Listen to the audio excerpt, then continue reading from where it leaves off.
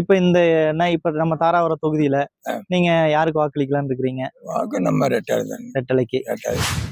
என்ன அவங்க என்னென்ன இங்க கொண்டு வரணும்னு எதிர்பார்க்குறீங்க? இங்க நல்ல சௌகரியம் எடப்பாடி வந்தா கொஞ்சம் நல்லபடியா சௌகரியம் கொடுக்குறாரு. சரிங்க. பெரிய பொம்பளைகள் பெரியா கொடுத்தாப்படி. சரிங்க. ஸ்டாலின் இப்ப நம்மளுக்கும் பெரியா கொடுக்குறாங்க. சரிங்க சரிங்க. நல்லபடியா இதாக 10,000 ரூபாய் வரை கொடுக்குறாரு. வறுமை கோட்டில் இருக்கிறவங்களுக்கு எல்லாத்துக்கும் 10,000 ரூபாய் கொடுக்குறாரு. அவர் உட்காந்தானே கொடுக்குறாரு. Okay okay okay. Central government full சப்போர்ட்டுங்க. சரிங்க. அவர் அதெல்லாம் வாங்கி நல்லா தருவாரு. கொரோனா டைம்லயே உட்கார வச்சு கொடுத்தாரு. 5 சுண்டல் எல்லா ரேஷன் பொருள் எல்லாம் ஃப்ரீயா கொடுத்தாரு. தோத்தாலும் சரி, ஜெயிச்சாலும் சரி, பொழைச்சாலும் சரி, செத்தாலும் சரி, ரெட்டை தவிர மாற மாட்டோம். ரெட்டலை தவிர நாங்கள் மாறவே மாட்டோம். நிறைய அவர் எடப்பாடியார் என்ன செய்யணும் எதிர்பார்க்குறீங்க உங்களுக்கு? அவர் எங்களுக்கு செஞ்சாலும் சரி, செய்யாட்டியும் சரி. ஆனா எடப்பாடி ஜெயிச்சாருன்னா நாடு நல்லா இருக்கு. ஆனா திமுக ஜெயிச்சா நாடு ஒண்ணு நாசமா போகுது. இந்த அவர் செய்யறாரா செய்யலையோ, அந்த காலத்துல இருந்து எங்க தலைவர் ரெட்டலை கட்சிக்காரு எம்ஜிஆர் ஜெயலலிதா இருக்கிற அன்னைக்கு எங்களுக்கு எந்த குறையும் இல்லாம இருந்துச்சு. சத்துணவு ஆரம்பிச்சது அவருதான், எம்ஜிஆர் தான் ஆச்சு. பாத்தியா, இவர் வேணா இப்ப நாடு இருக்கிற உலகம் இருக்கிறதுல எங்கன பார்த்தாலும் கற்பழிப்பு, எங்கன பார்த்தாலும் கொலை இதுதான் நடக்குது. ஆனா அந்த காலத்துல எம்ஜிஆர், ஜெயலலிதா, காமராஜர் இவரெல்லாம் நடந்த காலத்துல இந்த தப்பு தவறுல எதுவுமே கிடையாது. எம்ஜிஆர் சத்துணவு ஆரம்பிச்சு விடுறது அவருதான். இன்னைக்கு அப்படி இப்படிங்கிறாங்க. நாங்க செத்தாலும் பொழைச்சாலும் சரி, நாங்க ரெட்டை தவிர யாரும் மாற மாட்டோம். அவ்வளவுதான். பிஜேபிக்கு அடிமை அதெல்லாம் எதுவும் கிடையாதுங்க. அவரு சென்ட்ரல் கவர்மெண்ட் வாங்கி கொடுப்பாரு. நீங்க சென்ட்ரல் கவர்மெண்ட் போயிச்சா கொடுப்பானா? நாங்க அப்ப எனக்கு விவரம் தெரிஞ்ச நாள் இருந்து நான் ஒன்னும் ரெட்டலை கட்சியில இருந்து நான் எந்த இதுக்குமே. ஆனா ஒண்ணுங்க, திமுகவில் 10,000 கொடுக்குறாங்க, ரெட்டலை கட்சிக்காரருக்கு 5,000 கொடுக்குறாங்கன்னா நான் எந்த ஓட்டுக்குமே என் வாழ்நாள நான் காசு வாங்குறதே இல்லை.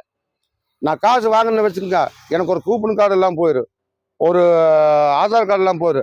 அண்ணா அன்னைக்கு நீங்க எல்லாம் செய்யறோம்னு சொல்லி தானே வாங்கினீங்க, இப்ப எனக்கு அதை வாங்கி கொடுனாங்கிற போது நீ சும்மாவாடா ஓட்டு போட்ட, காசு 5,000 ரூபாய் வாங்கிட்டு தானே ஓட்டு போட்ட அப்படின்னு கேட்பானுங்க. புரியுதுங்க. புரியுதுங்களா? அதனால எனக்கு காசெல்லாம் தேவையில்லை. எனக்கு தேவை ரெட்டலை. புரியுதுங்க. எனக்கு தேவை ரெட்டலை. அது வந்தாலும் சரி, வராட்டினாலும் சரி, நான் ரெட்டலை.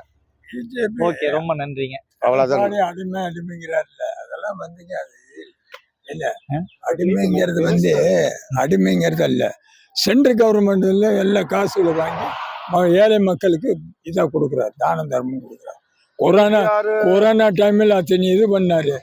5 கிலோ சுண்டல், ரேஷன் பொருள், 4 மாசம் கண்ட்ராக்ட் டிரைவர்ல உட்காந்து சம்பளம் கொடுத்தாரு எடப்பாடி. இவரு கொடுப்பாரு, பாதி சம்பளத்தை திண்டு கொடுவாரு. அதான் 2026 நீங்க யாரு ஓட்டுக்கு போடலான்னு இருக்கீங்க? அது இனிமேல் தானே முடிவு. நானு இல்ல, இப்ப தாராபுரம் தொகுதியில யார் ஜெயிச்சா நல்லா இருக்கு, உங்க மக்களுக்கு என்ன பண்ணா என்ன தாராபுரத்துல யாரு வந்தாலும் தாராபுரம் தொகுதிக்கு செய்ய மாட்டாங்க. என்ன காரணத்தால செய்ய மாட்டாங்க? தாராபுரம் தொகுதி அழகும் திருப்பூர் மாவட்டத்துல கடைசிங்க. சரிங்க. இந்த ஏரியாவுக்கு எதுவுமே வராதுங்க. அடிப்படை தேவைகள்ல இங்க சரியா இந்த அரசு அடிப்படை தேவையில்ல. எந்த அரசும் அடிப்படை தேவையெல்லாம் இங்கெல்லாம் அதிகமா பண்ணுங்க. எதுவுமே பாத்தீங்கன்னா 5 வருஷம் ஆச்சுங்க. இப்பதான் பஸ் ஸ்டாண்ட் கட்டினாங்க. சரிங்க. அது ஆட்சி முடிஞ்ச காசு கட்டின ஒரு பாத்ரூம் ஒரு பப்ளிக்ல பஸ் ஸ்டாண்ட் ஒரு பாத்ரூம் தேவைங்க. அந்த ஒரு இதே எல்லாம் பாத்ரூம்ல பப்ளிக்ல கூட கடை கட்டிட்டானுங்க. அதெல்லாம் எடுத்து ஒரு பாத்ரூம் போடலாம். வெளியூர்காரர் நீங்களே வர்றீங்க, எங்கிட்டு போவீங்க? இப்படிதான் ஒரு சூழ்நிலை. ஆம்பளை ஓடிட்டு ஒரு வண்டி குறுக்காடி ஓடிட்டு பிடிச்சிருவா. ஆனா பப்ளிக்ல ஒரு லேடி 10 பேர் வராங்க, வெளியூர்காரர் எங்க போறதுக்கு வழி? அதெல்லாம் செய்ய மாட்டாங்க. அடிப்படை தேவை எதுவும் இல்லைங்கிறீங்க? அடிப்படை தேவையெல்லாம் எதுவுமே இல்லைங்க. இல்ல, இங்க தாராபுரம் தொகுதி பொறுத்தளவு என்னென்ன பண்ணா நம்ம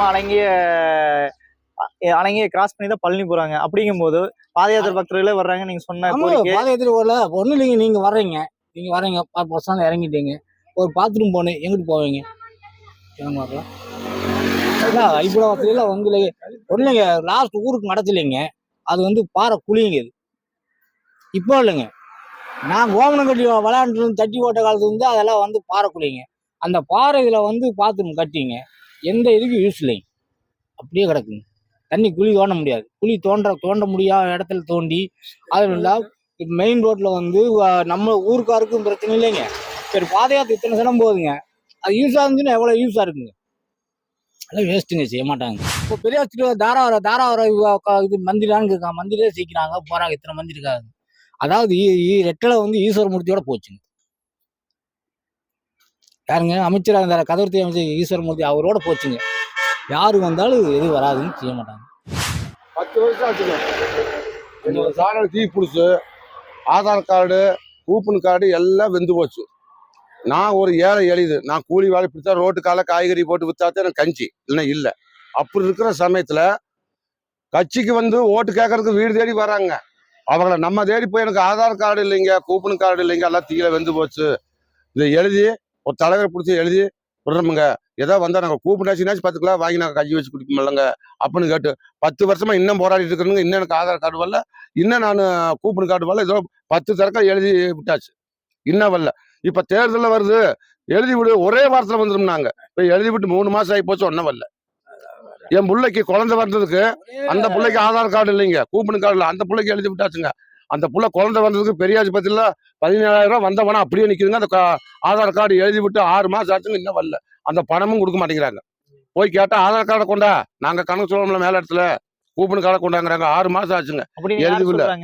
அங்க நரசிம்மா சொல்றாங்க எனக்கு துறை. ஆமா, கீரனூர்ல கவர்மெண்ட் ஆஸ்பத்திரியில போய் குழந்தை வந்ததுக்கு 17,000 வந்ததுக்குள்ள கொடுங்கிற போது ஆதார் கார்டை கொண்டா, கூப்பன் கார்டை கொண்டா, நீ அப்பதான் கீரனூர்ல தான் இருக்கிறீங்கிறது எங்களுக்கு அத்தாட்சி வேணுமில்ல, எனக்கு கொண்டாடு கேட்கறாங்க. இப்ப பார்த்து போட்டுங்க, அங்க ஓடி இங்க ஓடி இருக்கிற போது 3 தரக்கா எழுதி விட்டுங்க. எழுதி விட்டுக்கு அந்த பிள்ளைக்கு இப்பதான் ஓட்டு சிலிப்பு வந்துருக்குது. ஏன்னா அந்த ஓட்டு சிலிப்பு வந்தா தான் ஓட்டு போட முடியும், அதைத்தான் அனுப்பிட்டு இருக்காங்க.